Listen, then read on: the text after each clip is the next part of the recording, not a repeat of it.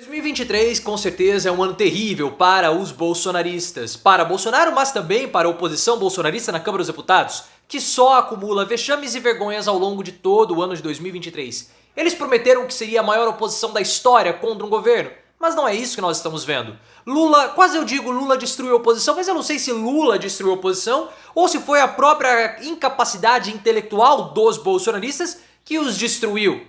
Alguns falam que Arthur Lira teve a sua participação porque ele despreza os bolsonaristas, mas eu vejo que a falta de uma bandeira bolsonarista para se opor ao governo facilitou todo o trabalho de Lula. Ou eles podem ser, na verdade, muito burros. Você vai colocar nos comentários, essa é a oposição mais fraca da nossa história? Os bolsonaristas estão tendo um ano terrível de 2023? Por que a oposição é tão fraca? É porque eles são burros, é desprezo do Lira, a capacidade do Lula? Deixa o seu like se você concorda comigo que é a pior oposição da história e se inscreva no canal. Essa foi uma reportagem da revista Veja que eu achei muito interessante falando da pior oposição da história.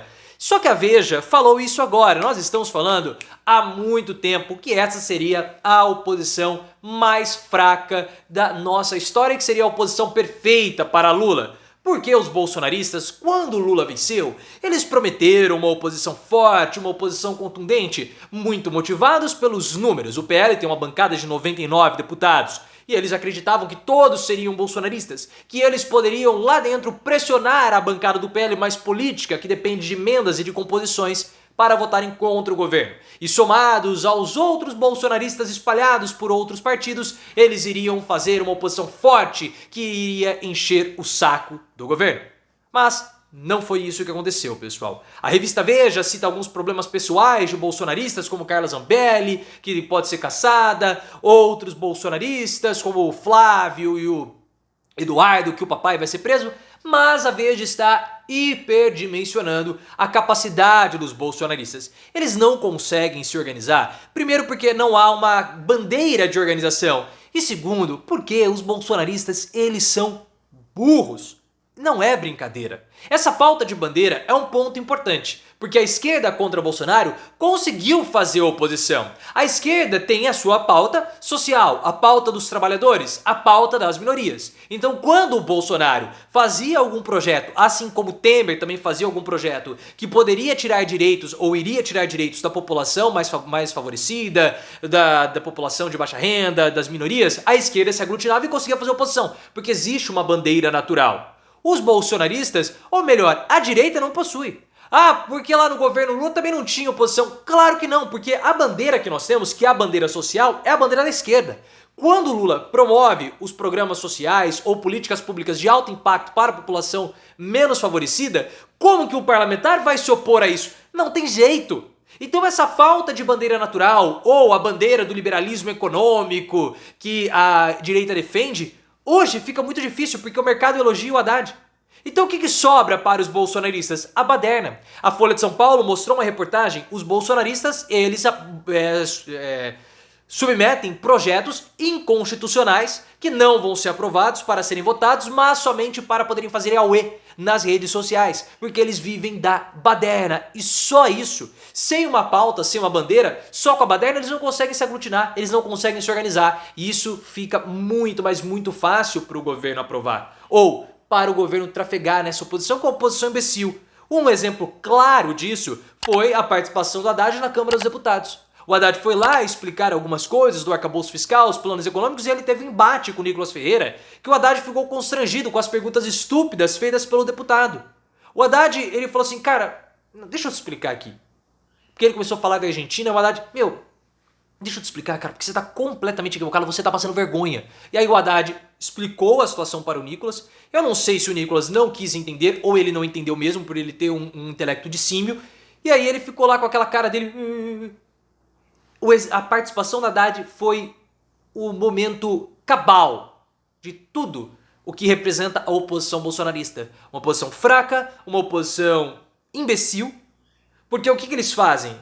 A baderna, as frases feitas, aqui o conteúdo que é viralizável nas redes sociais, mas oposição parlamentar mesmo para desgastar o governo, eles não conseguem fazer.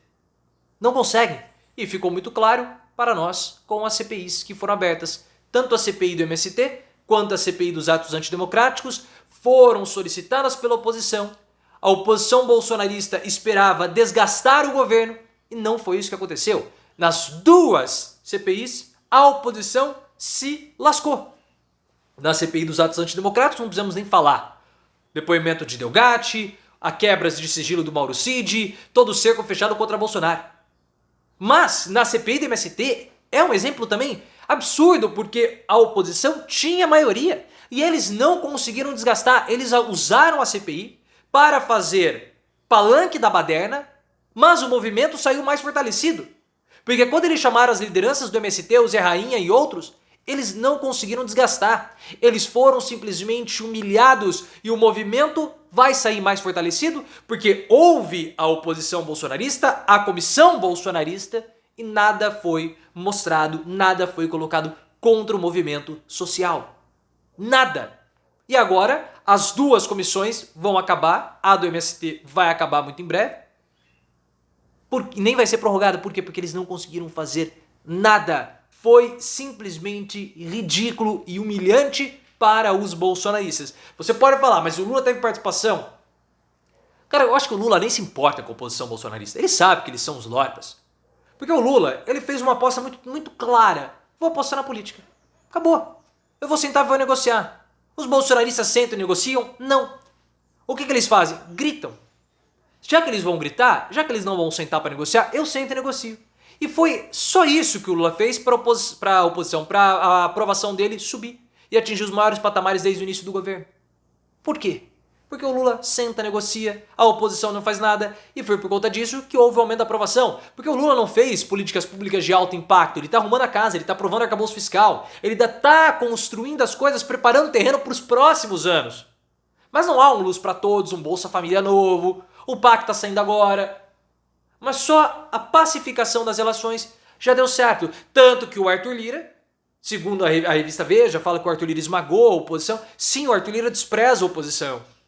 Porque o Arthur Lira precisa do Lula para atingir os seus objetivos. O Arthur Lira, pessoal, ele sabe que se o governo Lula não prosperar, ele não consegue atingir as suas ambições. Ele tem até 2025 com poder na presidência da Câmara, mas depois ele não tem nada. Então o que ele quer? Ele quer ser ministro. Mas para ele ser ministro, ele vai ter que compor com o governo. Depois, porque ele vai ser governo. Ele vai assumir o Ministério do Desenvolvimento Social, no lugar do Fufuca lá na frente. Se o governo Lula estiver mal, ele não atinge os objetivos dele. Então ele não pode dar trela para a oposição. Ele depende de Lula, ele depende da caneta do Lula para ser indicado no futuro. Então o que sobra à oposição? Nada. Absolutamente nada. E você até pode dizer que eu sei que você está pensando no Ciro Nogueira. Ah, mas o Ciro Nogueira, o PP vai entrar no governo, o Ciro Nogueira vai fazer oposição, vai nada. Jogo de cena. O Ciro Nogueira tem um grande objetivo. O lance dele é ser reeleito em 2026. Só que ele tem algumas questões. O Ciro Nogueira, ele quer que o Fufuca e depois o Arthur Lira assumam o Ministério do Desenvolvimento Social. Por quê? Quem é o Ministro do Desenvolvimento Social? Wellington Dias, adversário político de Ciro Nogueira no Piauí. Tudo bem que o Wellington Dias está fazendo, na visão do Lula, um péssimo trabalho. E ele vai se retirar de qualquer forma. Mas, para o Ciro Nogueira, a saída do Wellington Dias é boa, porque se tiver o Fufuca ou o Arthur Lira, eles conseguirão turbinar a candidatura do Ciro Nogueira ao Senado em 2026. Assim como turbinarão a candidatura do Lira ao Senado em 2026 também por Alagoas. E aí, o que o Ciro Nogueira faz? Ele fala que ele é a oposição, tudo jogo de cena, coloca o PP como oposição, tudo jogo de cena também, para ser beneficiado das emendas, enfim, dos repasses do Ministério, mas no PP na oposição ele consegue trazer o Tarcísio para dentro do partido. Porque ele acredita que o Tarcísio, em 2026, como candidato ao Planalto, possa turbinar a candidatura dele próprio. Ele, Ciro Nogueira. Por isso que ele se coloca à oposição. Se esse plano der errado, beleza. O Wellington Dias já saiu do Ministério, ele já tem o Ministério do PP, ele se alia ao governo e consegue se candidatar e passar tranquilo em 2026. Essas são as ambições do Ciro Nogueira. Mas olha só a oposição que está sendo construída. Uma oposição completamente política. Completamente política. Que o Lula consegue tirar isso de letra. É um vexame dos bolsonaristas. Uma grande vergonha que expõe toda a burrice desse tipo de gente.